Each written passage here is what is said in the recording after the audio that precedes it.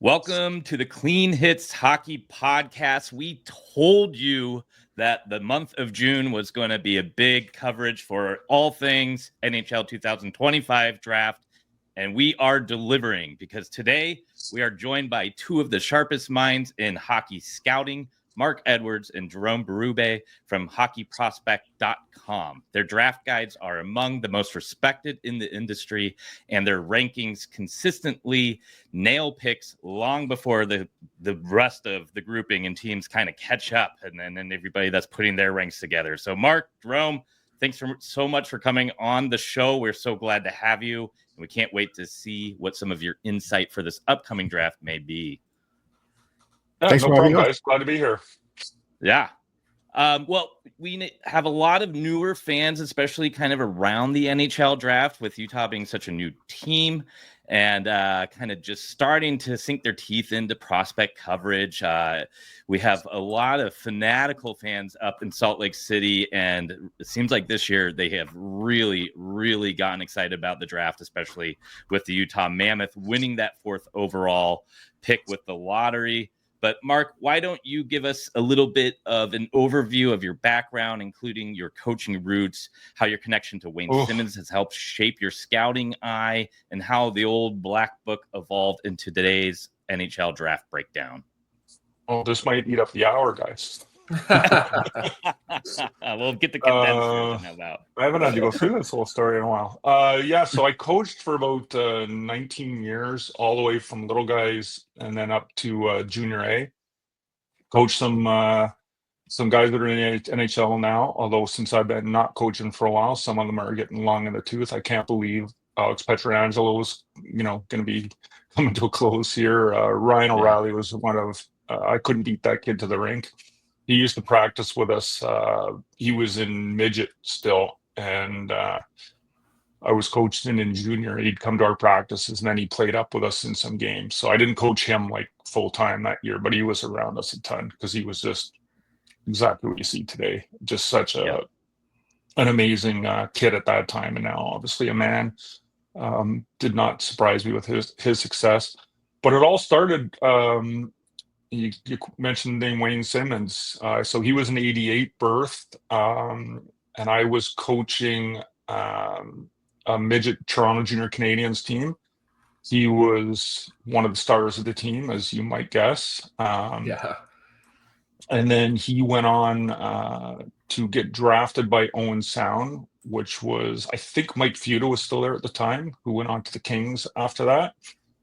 And then magically, Wayne was drafted to the Kings, so you can put that connection together.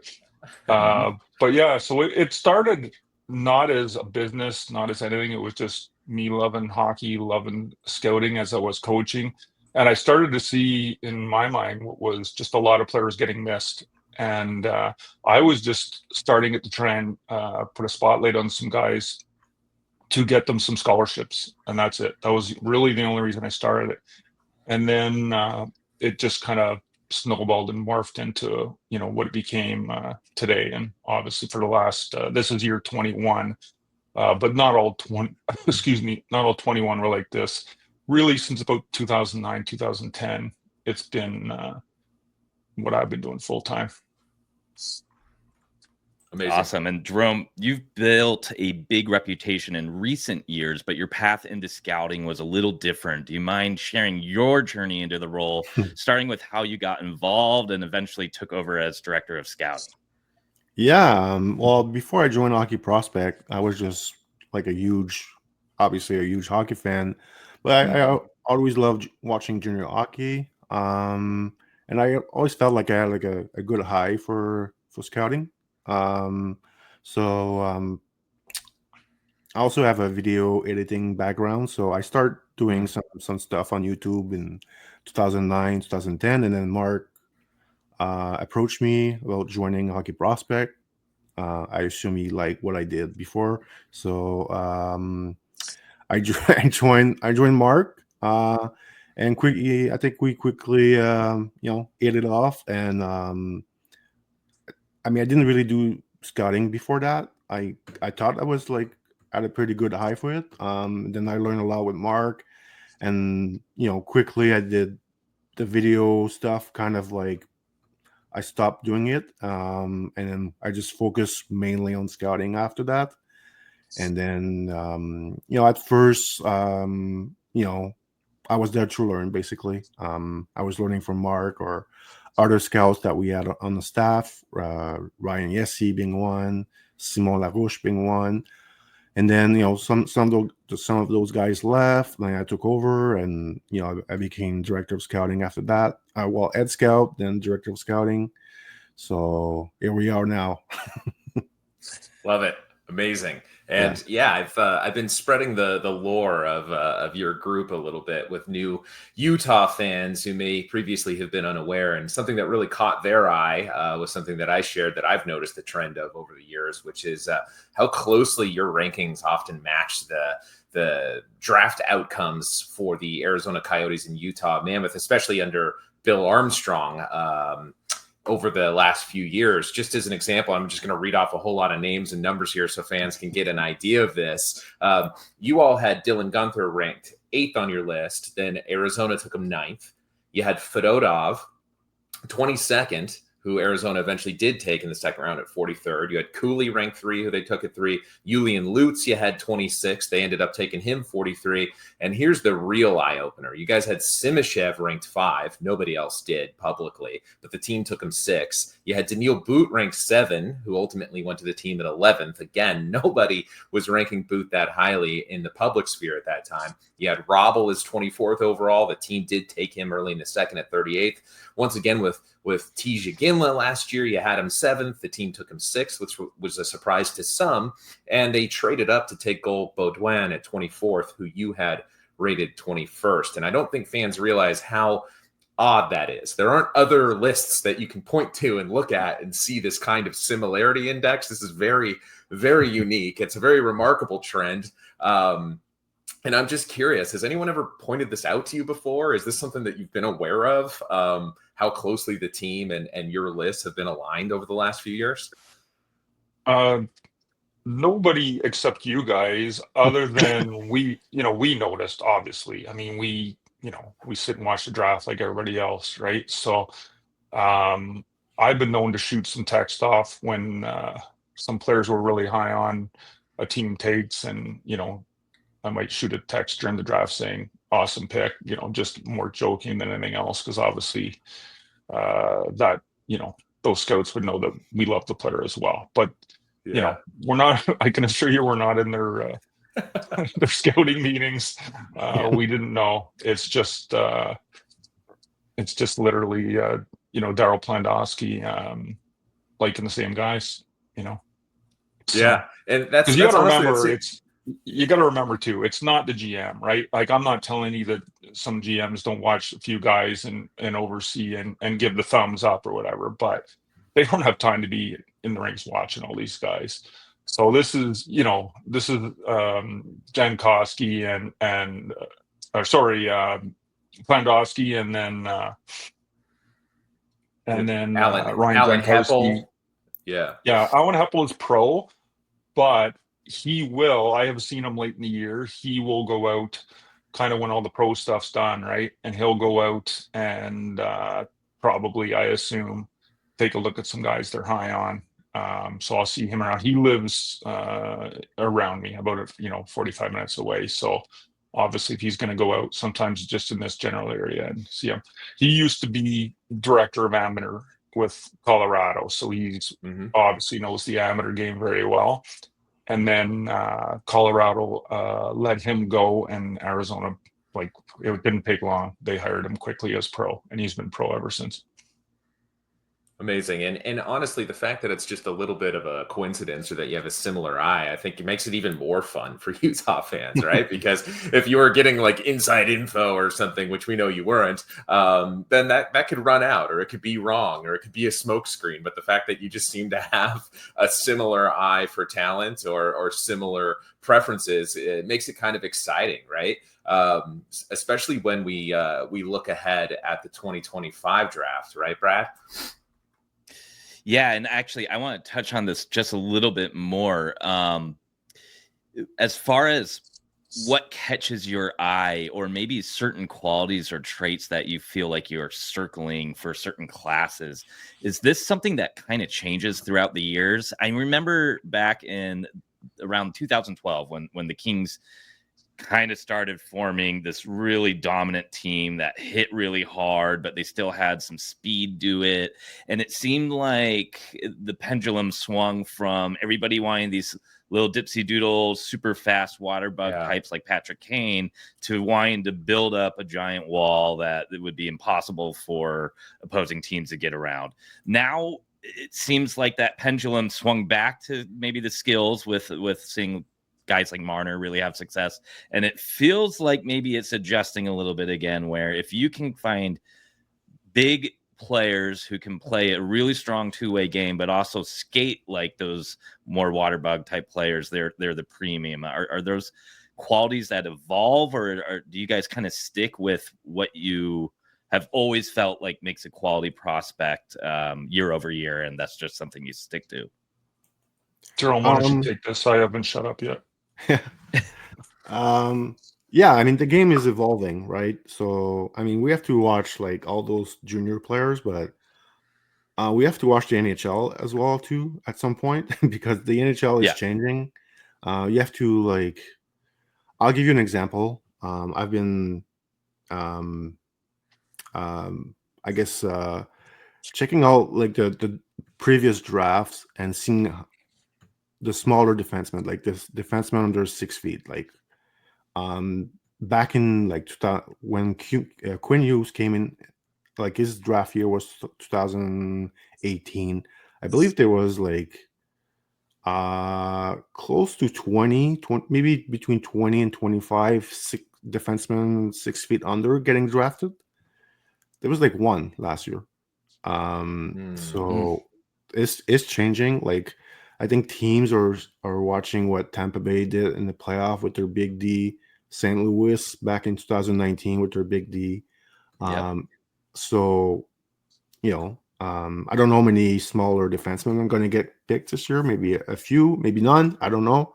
But that's what we do have to, you know, pay attention to that. See how is the game trending? What is working? What is not working at the NHL level? You know, if you got never mind a defenseman, but like a forward that is 5'8" but can't skate, he ain't gonna be too high on the hockey prospect ranking. So we have to be aware of what works, what doesn't work. There's still room for smaller player, but they have to be pretty special to be high on the list, but also for them to perform at the NHL level and playoff, because it's a different game come playoff time. We have a system. Sorry, go ahead. Oh, I was just going to make a joke saying I'm going to hold you to that when Villeneuve comes out on your rankings for the Armada next year. You know, sorry, we'll say about that one. I was just going to say, so we have a system too, just to help, you know, get us to a point quickly, like so speeding on the process. So I give a quick example. We don't do the OHL draft anymore, but we used to. And I kind of stopped doing it. I don't know how many years ago, probably 8 or so, when I stopped doing it. But I would, you know, check out the odd guy, and I would sit in on the meetings at times. So I remember they were having one of their first meetings, and we have a system where it's like hockey sense, compete, skill, skating, and then there's a grading 3 to 9. So the guys were going through their areas. Each OHL draft guy was going through areas, and we had a guy start his area, and he said, okay, top guy in my area, he's a 5, 5, 5, 5. So we'll quickly in our meeting say, oh, he's a 5, 5, 6, 5, or a 5, 5, 5, 5, whatever, and everybody knows the order because we always say it is hockey sense, compete, skill, skating in that order. So he said he was a 5, 5, 5, 5, and he said, and I have him as an A. And I said, I've never seen this guy, but he's not an A. And he's like, well, what do you mean? I go, well, you just said he's 5, 5, 5, 5. He can be your number one guy, and unfortunately the best guy in your area, but he's not an A at when he's like a 5, 5, 5, 5 across the board.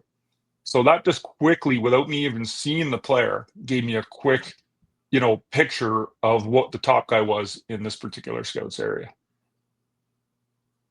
Interesting. Yeah. So even just like looking at the 5 qualities there, or what were the qualities you just listed off? Sense, skating, hockey sense, compete, skill, skating, and then we've got a miscellaneous, which includes their size, their athleticism, and even off ice, that sort of thing.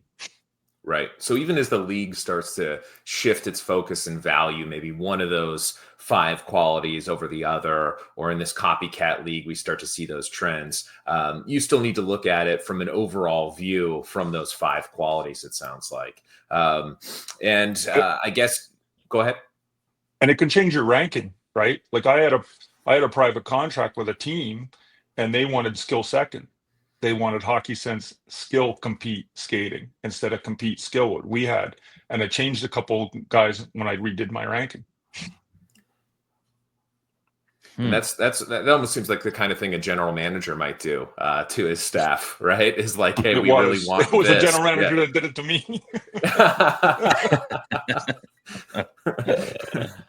Makes total sense. And our general manager has been valuing a lot of those things, right? I'm wondering, from where you sit, how do you feel about the direction of the Utah Mammoth as a franchise with the way they've been drafting? How do you see that future shaping up for them? Well, obviously they've taken players we've liked, so we're hoping Boo and Simishev are awesome, because it makes us look like we don't know what we're doing either if they miss. But why don't I let Jérôme talk about some of those guys and where he thinks they're headed? Yeah, I mean, I'm not going to say anything bad about Simishev and Butte. I'm probably the president of the fan club of those 2 players. So everyone who knows me knows how much I love those players and how much I watched them in their draft year. Probably too much, because I just love watching those 2 play. I mean, overall, I think they have like a pretty solid prospect pool.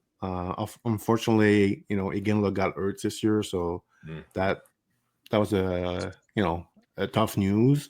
But overall, I think they have a pretty good prospect pool. Even like Maverick Lamoureux, who is actually one of the few players that they have drafted high that we didn't have that high. I don't remember exactly, but we had him pretty down on our list. Didn't have a good draft year. Can I interrupt for a sec? Yeah. Hold your thought there. So I watched the playoff game with Al Heppel and Kevin in Drummondville. And as I said, Hep goes out late in the year, so you can assume he was there to watch Lamoureux. And I sat beside them and basically shot my mouth off about how much I didn't like how he couldn't handle forecheck pressure and everything, and then they drafted him. You can continue now, Jérôme.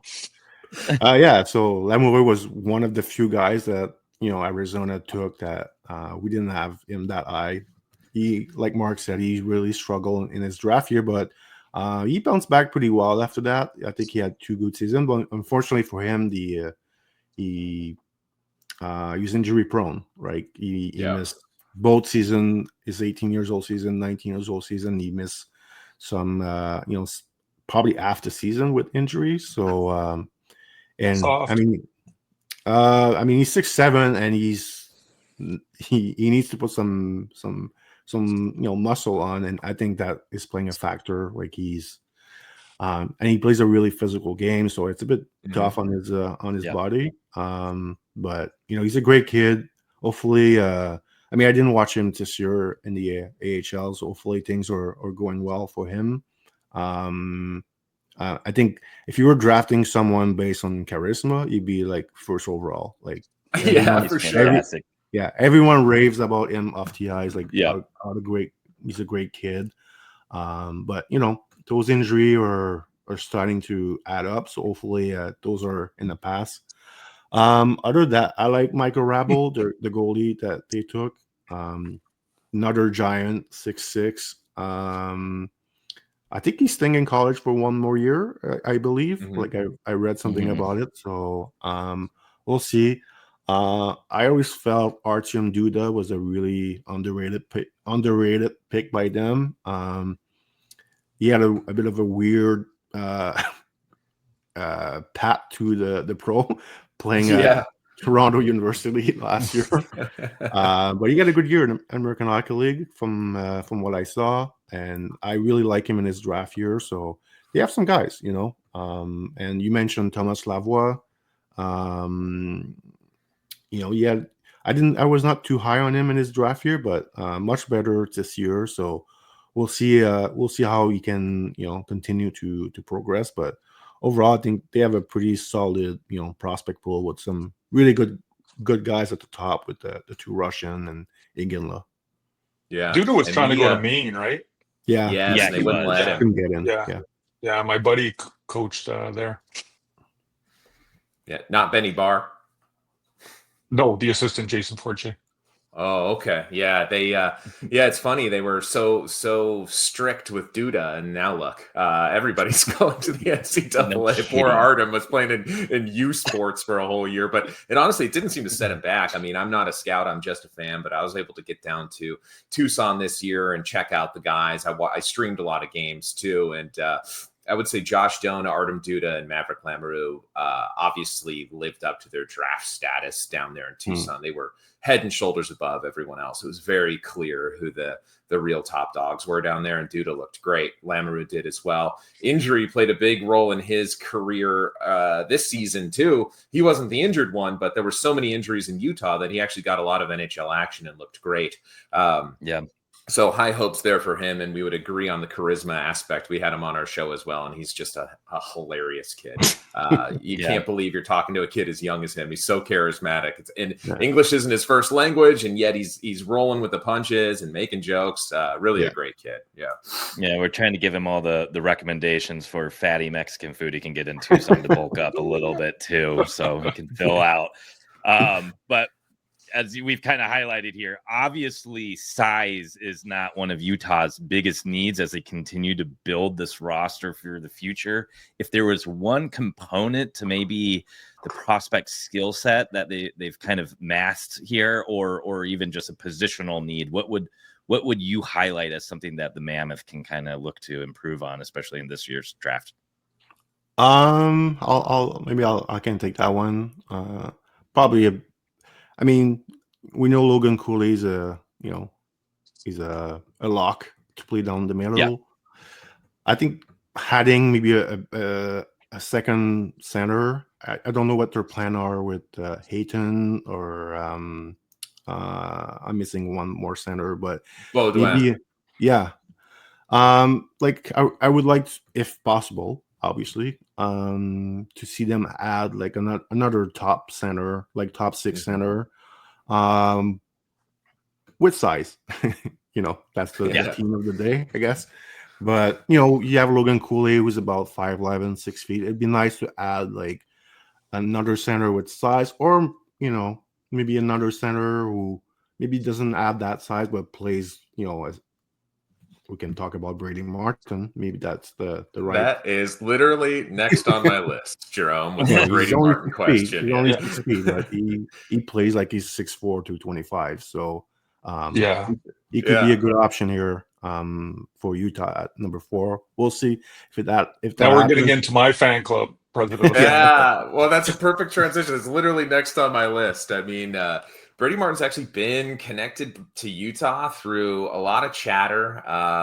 Cam Robinson, I think, started a Twitter buzz talking about how Utah is really high on him. We've heard Jeff Merrick on the sheet say he could go as early as 4th. And we had Stephen Ellis and Sam Cosentino on our show last week, and they both said they liked Martin a ton and could see him go as early as 4th to Utah. They thought Utah liked him as well. And I'd love to hear you all give us your take on the player, and then also the potential connection or fit with Utah.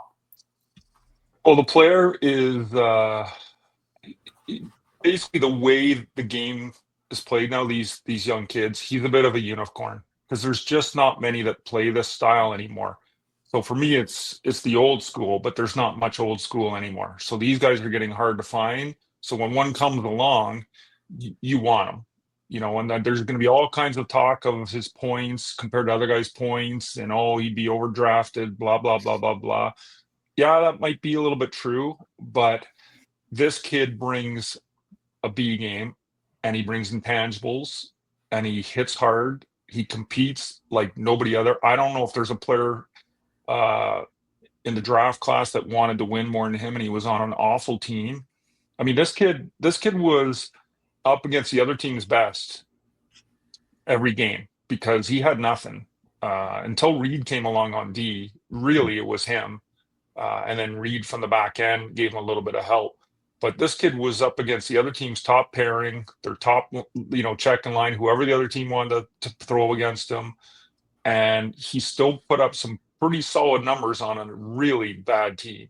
And I think that's impressive from the offensive standpoint. And then you throw in, the fact that how he plays the game, the compete he plays with, throws his body around, just these intangibles. And then he's the type of kid that he can go 3 games and not have a point and still be an incredible player and be a standout player because of how smart he is and how smart he plays the game.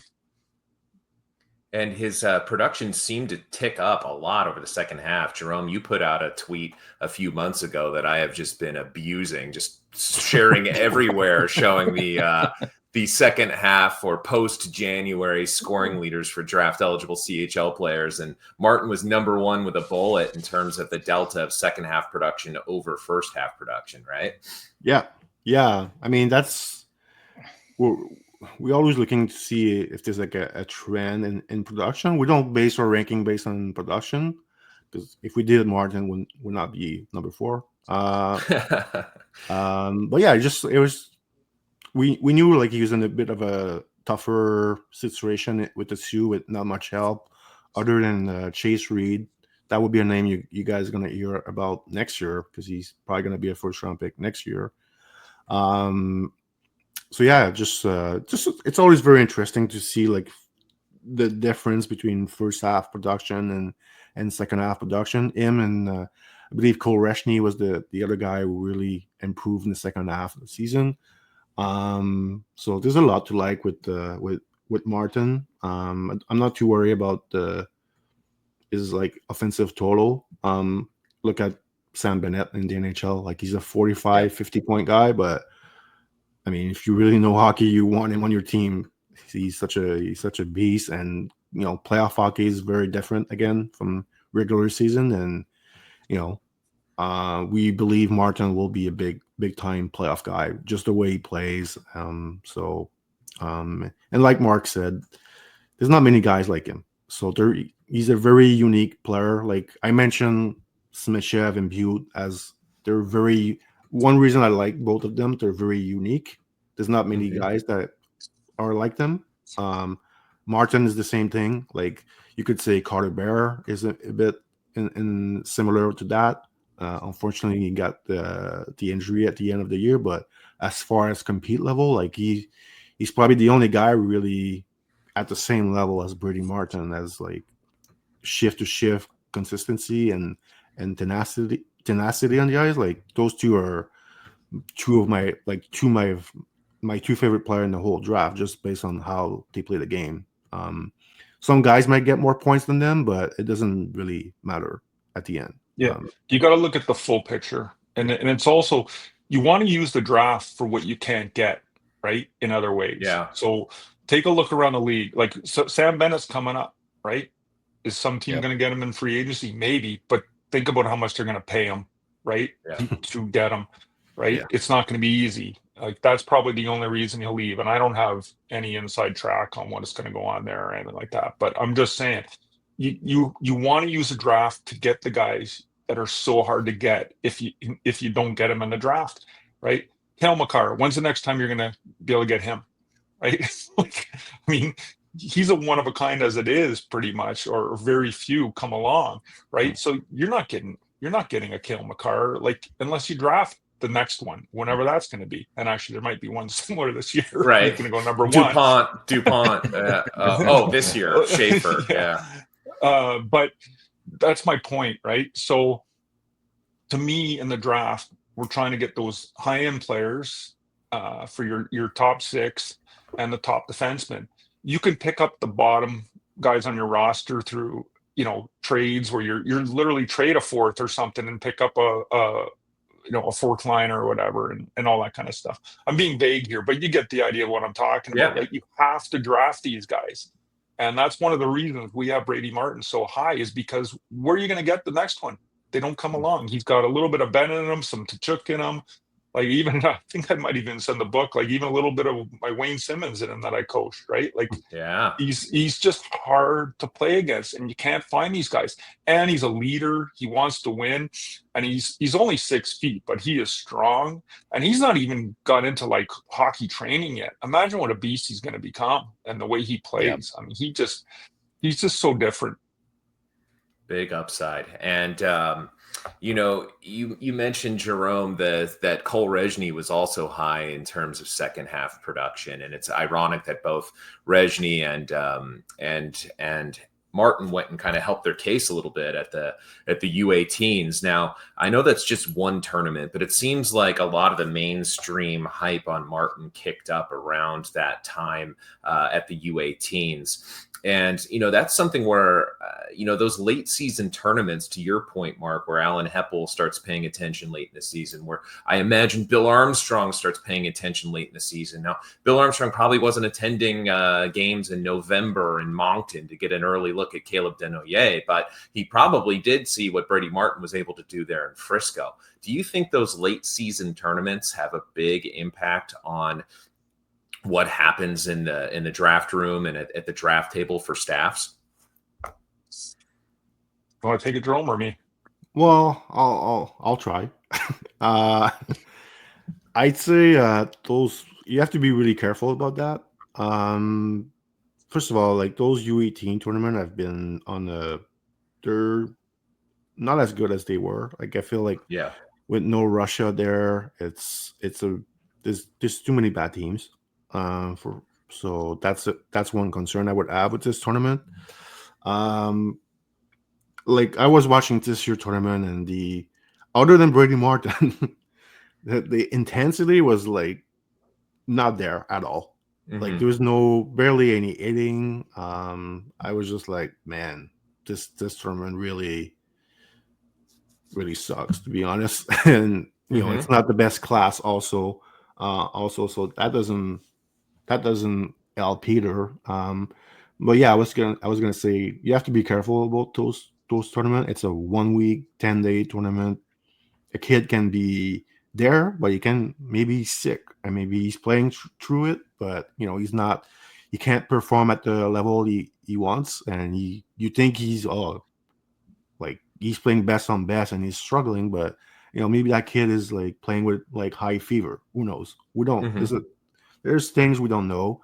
Those NHL teams will likely know everything, but you have to be careful. Recency bias can be a problem in scouting. The GM might go see that tournament and say, "Oh, this guy's really good," but then at scout is like, "Well, I watched him for the past 6 months, and he's not as good as you think he is."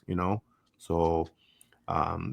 Those are fun discussion to have amongst, like, we have our own staff, and we do have some great discussion and different opinion. That's part of the game, but you have to be really, really careful with recency bias.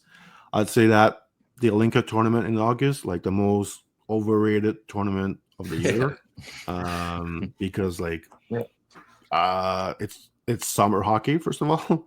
And second of all, the draft is so far away. Like, you like a player in August and you watch him back in, I don't know, February, and you're like, it's not even the same player. Like, he has either really improved or really like decrease. So that tournament is just fun to, okay, it's this guy, but it doesn't mean a whole lot at the end. Like, come May, when we do a final ranking, there's no one on our staff that is saying, wow, this guy was really good in August. We should move him up. No one is saying, it has nothing. We don't bring the Olinka into any discussion except just to blast the tournament, basically. Yeah, Olinka's become a bad word for us. It's just, it's like a nice little fun kickoff to the draft season, but that's about it. Actually, the Canadian team camp is going to be 5 minutes from my house this summer, so I'll go to that. But we have to watch our budget dollars. So I have pretty much cut out the Holinka a long time ago as far as going to it. I went out to Red Deer in Edmonton a few years ago, but that is off our radar as far as spending any money. And it's a bad word for Braden Coots, too. He got thrown out of the thing for spearing a guy. But anyway, you talked a lot about the consistency of the compete of Brady Martin. There's another guy from the OHL in most top 5 lists, and a guy that a lot of people point to as a potential Utah Mammoth pick. And he probably struggles a little bit with consistency, at least from what I've seen when I've watched him play. And he's a guy who you guys have rated a little bit differently from a lot of lists, a lot of those public copycat lists. You've got Porter Martone ranked after Brady Martin. And in fact, he's your 5th ranked OHLer behind Schaefer, Misa, Martin, and O'Brien.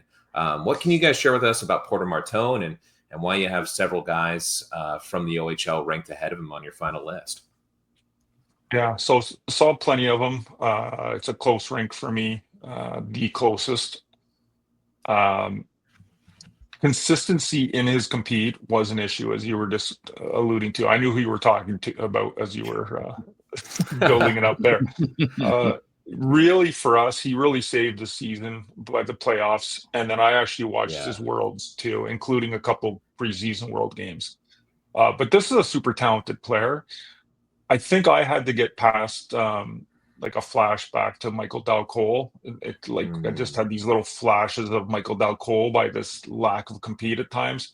So that was nagging at me, and I had to get past that. But I'll let Jérôme talk a little bit about him too. He's seen plenty. God, this was a struggle all year. The media will hype him as the third Ketchuk brother, the new Corey Perry, and we're watching him like, what the? I don't see any of that with him this year. Like, he was honestly, like, he's a really good player. Like, he's got decent hands. He's got a great shot. He can really pass the puck. He's one of the top playmaker, I would say, in the draft. But as far as like compete, he felt like he didn't want to be in the OHL this year, the way he played. He was just waiting for the big moment, the playoff, and where I thought the playoff he was awesome. And for the first time all year, I was like, I kind of see the Corey Perry talk here, because the way he was pretty vicious on the ice, he was getting involved, like really like Corey Perry. Unfortunately, he's wearing number 94, which is like giving me like too much Corey Perry vibe. So I think some of the media are just comparing him to Corey Perry because he wears number 94. I don't know. Like, all year he was like the guy I think we struggled the most, because there's a lot of hype, but when we actually watch him, we're like, man, like I need to see more out of him. And obviously there's some pace, some skating, question mark with him. I think it's gonna be fine, but it's not like he's Connor McDavid. So the skating pace is, I think, gonna be fine, but it's still in some games, and when he doesn't compete, like it looks really bad. So it's something like, if let's say his team doesn't make the playoff this year and he doesn't play for Team Canada at the World, I don't know where we rank him. Like, he's probably outside of our top 10, honestly. At least like closer to 10. So very difficult guy to scout and rank this year. Because every time we have an opinion on a guy, and then the media has like a total different opinion than us, like, we have to be really sure of our opinion. So I mean, people saw hockey. Here we go, hockey prospect again, hating on some top. And so yeah. But we see what we see, basically, and I think we have enough experience to make the difference between like a scout list and a media list, and media opinions. So the whole like Corey Perry, like it was tough because I kind of saw it in the playoff, but like all year we never saw it. So basically, I feel it's like a team with this draft. It's a lot of bet. So you're gonna Mhm. bet Porter Martone. The version of Porter Martone will be the playoff that we saw. But we kind of saw him for 5 months, not really bring it. So It's that's a not good. a it's not a great feeling when you have those, right? Those are the difficult Yeah. ones to rank when they show they can do it, but then you say, but are you gonna do it? Yeah. You know, back to the Jerome mentioned the Corey Perry and all that kind of stuff. I did have some OHL scouts and a couple of OHL GMs tell me that in his minor midget year, so his OHL draft year, he played a lot more like that. So a bunch of them were like basically calling me an idiot, saying like, "Why don't you see it?" And I'm like, "When's the last time you watched them? Like, have you watched them since his minor midget year?" Basically, we got into arguments. I'm like, "Go watch them now." Like, I'm not making this stuff up.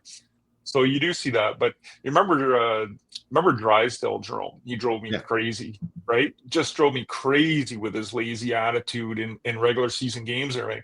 And then he goes to Team Canada at World Junior, and like I was like, who's this kid? Like trying hard all of a sudden, right? He drove me nuts. And then you sit there like, which one do you want to rank? The guy we saw all season or the guy that turned it on for 2 weeks?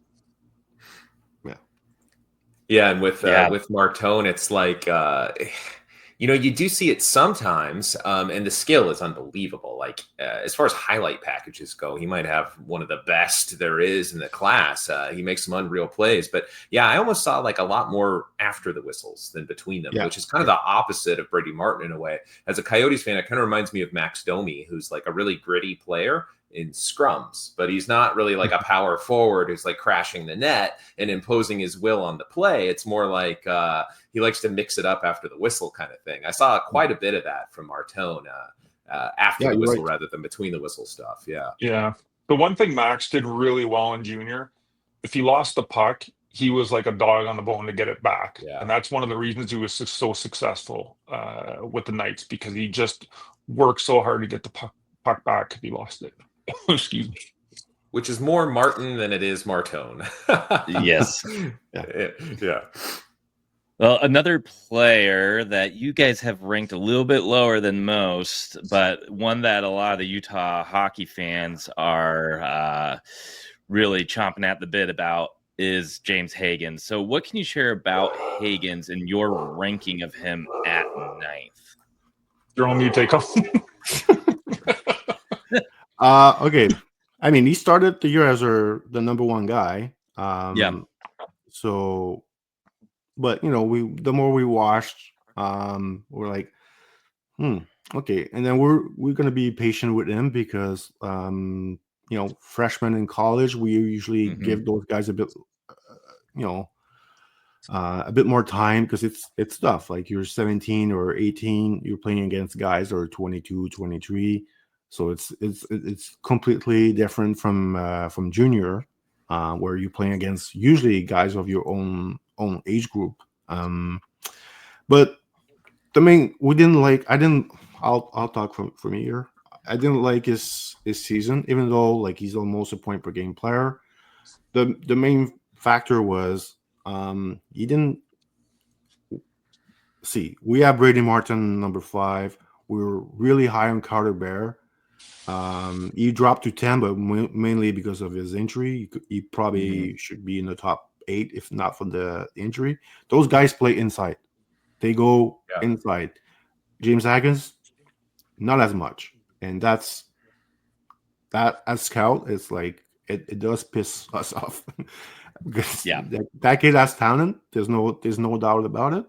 But if you don't really go in the tough area, it actually reminds me of Shane Wright in his draft year. All the talent. He's doing fine with Seattle. But you watching me like, man, do I really want to draft him first overall or second overall when he doesn't really compete, or he sometimes will quit on back check? And I'm talking mostly about Shane Wright here, but the same discussion we had about James Hagens. So that's why he does drop in our list. Also, can he play at center at this at that size with that compete? That's a bit of the concern we have. So I guess that's a bit the main reason why he's not as high is he stays on the outside a bit too much for us. And then I think a lot have been made about his skating ability this year, and I really disagree with the skating. Like, people are talking about him as being one of the best skater in the whole draft. I don't see that at all. I don't see his skating. I don't think his skating has progressed as much as people like to say. And the projection at center are scaring me a bit to rank him like top 3, top 5. So yeah, that's a bit of the a few reasons why he's a bit lower on our list. Yeah, I'll just add on to that a little bit. Yeah, so I also think that he's going to end up probably playing wing. I'm not saying he can't play center, but I mean, we kind of rank him like he's going to be wing because, when it comes time to do our ranking, we have to at least project that, right? So it might turn out different, but that's the way we see it. Agree with Jérôme on the skating. It's not like he's a bad skater or anything. But again, we're talking about people that wanted to take him first or second or third here, right? You get the higher you up you are in these projections and media lists, the more nitpicky you are on these kids. Like, that's one of the things I dislike the most is that we're going to sound like we can't stand James Hagens, but that's not the case at all, right? He's a great hockey player, but we always have to explain, well, why are you dropping him? Well, we can't say all the things we love, and then so that's why we dropped him. So just sounds like we're just negative, but that's not the case. He does a lot of things fantastic. I just mentioned Domi, like a dog on the bone. That was one of the things about Hagens. I'd see him turn over a puck and almost just stand there and not be a dog on the bone to get it back. A lot of turnovers, a lot of trying to make the highlight reel fancy play instead of the smart, easier pass, or hold the puck and turn back up and wait and see the ice and make a smart play. So again, when this sound like we're beating the poor kid here, I'm not trying to do that, but these are just some of the reasons why he dropped to 9. And Jérôme, you said 5 for Martin. We have him 4, bud. But hey, just to add to that a little bit, we're talking about players that people may think that you're hating on. You have them both ranked top 10. Exactly. You wouldn't have them top 10 if you didn't like them. No. Like, you're saying, like, oh, James Hagens, these are the reasons why we have him 9th rather than 3rd, but we still have him 9th for crying out loud. Like, as a player you like, clearly. No, exactly. It's one of the least favorite things about about doing this for a living is I feel negative so many times when you don't have a consensus guy where everybody else does, and then you start to explain it. Well, of course you have to focus on some negative reasons because those are the reasons you dropped them, and then it just sounds like you don't like the player at all. That's not the case. Right. And it's like, Jarkovsky or somebody like this may have similar issues to Hagens, but, you have him 24th because you do like him, which is lower than 9th, right? You know what I mean? So just kind of maybe not the perfect example, but, there could be similar concerns and similar benefits to other players rated more lower down the list anyway. Brad, I think we've got some questions from our Club Mammoth that we wanted to close out with, guys. Yep. And I know our time's coming up, but we do have some of the people in our Discord in the Club Mammoth section that wanted to ask some specific questions. And one I really wanted to highlight was from Coombs, who is a huge fan of yours and has been purchasing the draft guides for years. His question was, who do you feel has the biggest boom bust potential outside of the top 10 to 15? And why is it Riker Lee? Oh, honestly, I think Justin Carbonneau is probably a bigger boom bust than Riker Lee. Yeah.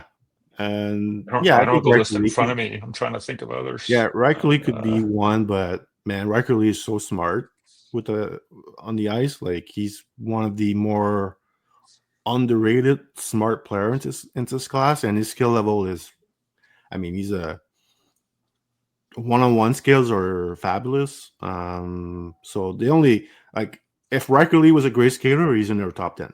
There's no way, there's not even a question about it. It's just the skating is a bit the question mark with him, but we think he's going to be fine. But I think bigger boom bust. I think Justin Carbonneau probably, either he's like a 40-goal guy at the NHL level, or he's playing in the KHL by age 27, basically. He's got so much skill, but he just loves to skate directly into like 3 defenders and just do everything all by himself. Yeah, he's so much fun to watch as a fan. Yeah. Maybe not as a coach, but as a fan, definitely. No. Yeah. You can mention Lakovic as maybe. I was just about to say Lakovic. So Lakovic, I think boom bust sounds a bit harsh, but I guess that's what you'd have to say. But Lakovic, I was lowest on him in our group because that 4 penalty minutes it's just like a mental thing. I can't get past 4 penalty minutes, and one of them was for playing with a broken stick. Like, how are you like 6'4" and get 4 penalty minutes all season long?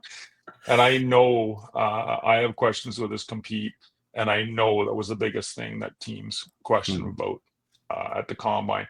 I will say, huge positive reports for him on how he handled all that. So kudos to him. Again, not rooting against this kid, but it's just not something for me. I like Brady Martin. There's many reasons why I like Brady Martin. So obviously when I see a guy who doesn't compete with all that talent, it scares me a little bit, and that lack of it. Years ago, we had Isaac Radcliffe and Guelph really high. One of my personal biggest misses. I think we had him 12th overall, and it haunts me to this day. And why did he miss? He didn't compete hard enough. Yeah, I think John Shaika had him rated really highly too, if I recall correctly. They traded down and just missed him, or traded up and were hoping to get him. I don't remember which, but yeah, Radcliffe sticks out to me as someone who was very nearly a Coyote, and maybe it's okay that he wasn't. Steve HBK is also a big fan of yours. He's always posting about it, but he wanted to ask just real quick. I know we're running low on time here. How much of a difference the lottery win made? Utah moved from 14th to 4th. Some years that maybe is a bigger gap than others. In this year, what's the difference in quality you think between what they would have been looking at around 14th versus what they're looking at to choose from in 4th in this particular class? Night and day. Huge, great year to win the lottery. When you get up to that range, I make the pick.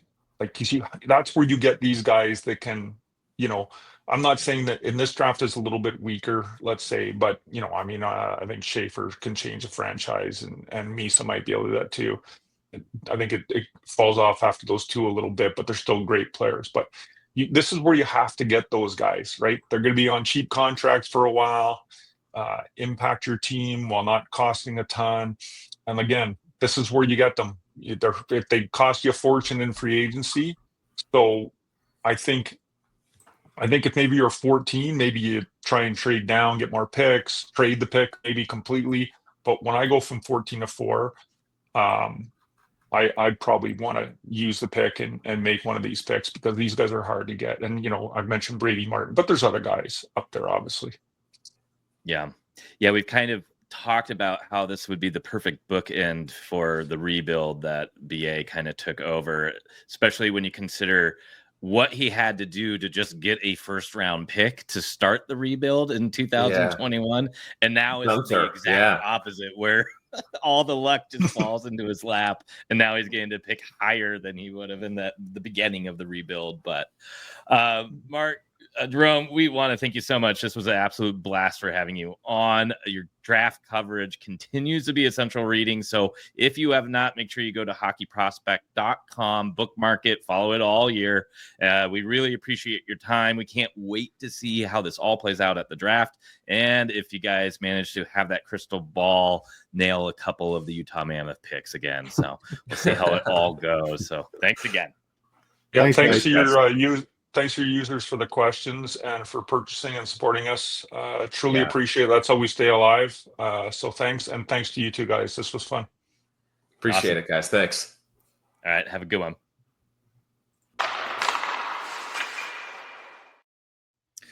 Again, we got to give huge shout outs to Mark Edwards and Jérôme Bérubé from hockeyprospect.com. Again, not plural. So you want to go to hockeyprospect.com to check out all their content. Again, we've both been huge fans of them for years and years and years. I mean, you and I met on hockeyfuturesboards.com, where these guys, you would see all their lists all the time, would discuss these guys' lists. So lots of fun having them on the Clean Hits Hockey podcast, getting to chat with them, getting their insights. I really would love. These are the hockey nerds. Yes. You know, these are the, like, if you're a prospect nerd, like a draft freak, these are the connoisseur of hockey nerd draft freaks, right? Yep. These guys right here. Yeah, this is like deep cut prospect analysts here. Yeah.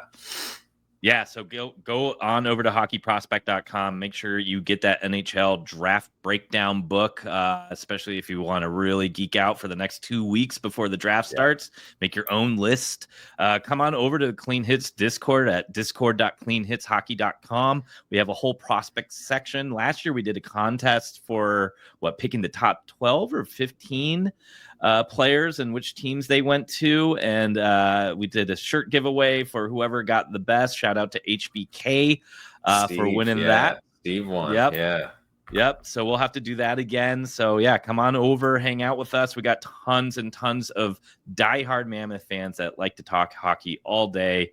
And again, if you can't get enough of Mark Edwards and Jérôme Bérubé, make sure you're bookmarking hockeyprospect.com and getting that NHL draft breakdown. And if you are going to be watching the NHL draft on Friday, June 27th, will be the first round. You will want to make sure you are going over there in style. We have some draft type shirts. We have the Lucky Mammoth Magic Lotto Ball, Lotto number 3. If you know, you know. And then, of course, you know, the Cult of General Manager Bill Armstrong shirt, one of our first shirt designs.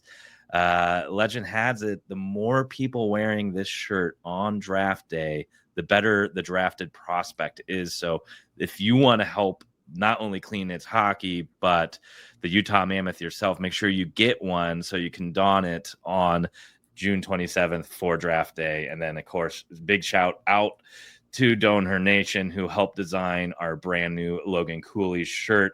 Again, you can get all of that at shop.cleanhitshockey.com.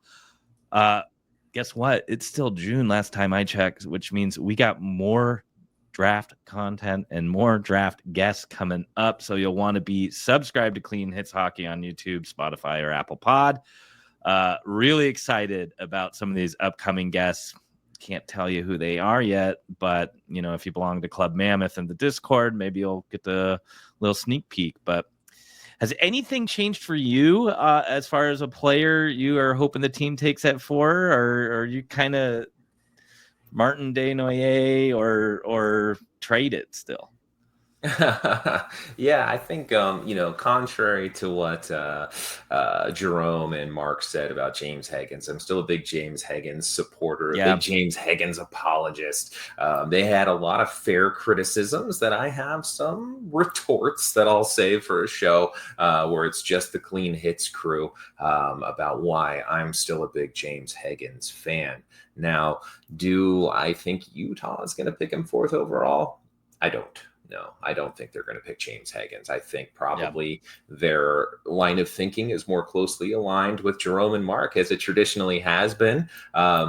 So I think a guy that's probably high on my list, as well as probably high on Utah's list, is Caleb Desnoyers, who I think Desnoyers and Martin are really at the top of my list, circled in red. I've had some guests on the show be a little bit hard on Porter Martone. I feel like I've been a little hard on him too. I do want to clear the air there. I think he's a great kid and a great prospect, and somebody that I'd be jumping up and down for joy just a month ago before we won the lottery, knowing that we'd had a chance to pick him because he's a phenomenal prospect. There is just this undying urge in me to make sure that we shore up our center position with this pick one way or the other. So for that reason, more than anything about the kid himself, he's a little bit lower on my list. Anton Frundell, maybe a little bit lower on my list too, just because I worry about the fit a little bit, how he's going to be used, whether or not this team is shaping up is going to be a good fit for his maximum effectiveness. So I guess all that ranting and raving distilled down is I'm hoping for, I think, James Hagens, not likely, Brady Martin, somebody I love a lot, and Caleb Desnoyers with a star right next to his name for me. How about you, Brad? Yeah, I think center is this team's biggest need, especially in the pipeline. We have a lot of wingers, as much as I like Martone's profile and maybe that upside. I just, at some point, top 6 minutes are going to be really hard to come by here. The one kind of not guaranteed, because of course Hayton could really kind of blow the lid off in these next coming years and really solidify himself as a 2C. But even if that best case scenario happens there, you're still going to have to replace these centers at some point. At some point, there's going to be contracts where we can't afford them, especially if we have upgrades elsewhere. So it just makes sense to me to kind of ensure we're getting another top prospect in the center pipeline, and that makes me lean in the Desnoyers or Martin category. One name we haven't talked too much about, though, is O'Brien. And man, I do think there is a really good fit there if you believe in the upside of a pure playmaking center. You and I were talking about Dylan Strome just before we hit the record button, and there's some elements to his game there that like a more modern version, and maybe not as polished on the high end IQ and playmaking ability, but there's a little more modern attributes to his game that I really like. And I don't know if he's really exactly. And I don't know if he's really kind of what the profile Bill Armstrong would go for, but we've seen this scouting team and management take big swings on surprises before. And, maybe all the Martin Desnoyers talk is a lot of just smoke and mirrors, and O'Brien or maybe even McQueen's their guy. I just saw Button's list came out and McQueen was number 5. So I'm terrified of McQueen. I'm not going there. I'm not going to McQueen. No chance at all. That's terrifying. But if they did, would you be excited? I'd be terrified. Yeah, that's it. Just plain and simple. I'd be very nervous. I can't live in a state of terror for that long until he pans out or doesn't. But it's found gold, though. It's found gold. Then take a big swing on Jake O'Brien. That one I'm okay with. As far as unexpected big swings, Jake O'Brien is a kid who I had to physically stop myself from watching so many of his games mid-season. I was trying to get a good feel for the whole draft class, but I just kept watching Bulldogs games after Bulldogs games because I wanted to watch Jake O'Brien. He's such a fun player to watch. Huge fan of Jake O'Brien. If you were in our Discord mid-season, you would have been sick and tired of me ranting and raving about him in the prospect section and posting all the video clips and everything of the amazing plays I was seeing from him. Really big fan of Jake O'Brien. He is a beanpole who needs to add 30 pounds before he can play in the NHL. He is a player who slows the game down and tries to bring players to him and set traps on the ice, and really thrives by manipulating time and space, which is a really impressive talent. Something that really elite players can do, but something that only really elite players can do at the NHL level, where there is no time and space, and yet really can't slow things down unless you're a really special player. So we've seen junior style players do that in juniors and come to the NHL and really only be able to pull that off on the power play. I think often those are the players who become power play specialists. So with Jake O'Brien, that would be my one reservation, especially given how much of his production already is coming on the power play at the junior level. It makes me a little bit nervous to look at him in the top 5. Somewhere in the top 10, no question, I would take the risk. In the top 5, I wonder, man, how much development has to go into this player before his game can translate, given his size and strength and his approach to the game. I'm a little impatient, Brad. I'm a little impatient. Yeah. We're starting to see these prospects knock on the door, and I might like to get a kid in here who can make an impact a little bit faster. And for me, that's Martin and Desnoyers. Yep. Love it. Well, make sure you tune in. Again, we got more and more draft content coming up all the way to the NHL draft. And then obviously after the draft, we will be talking about all the picks and prospects that were selected, any trades that are made, and all of that offseason coverage. So make sure you're tuning in to Clean Hits Hockey. I am Brad. That is Trent. Again, we had Mark Edwards and Jérôme Bérubé from hockeyprospect.com. So make sure you bookmark that site and make sure you're going to it daily as we get into the whole next year of 2026 class. Just, hockey dork, prospect, draft nerd galore over there. But until next time, we will catch ya later. Adios.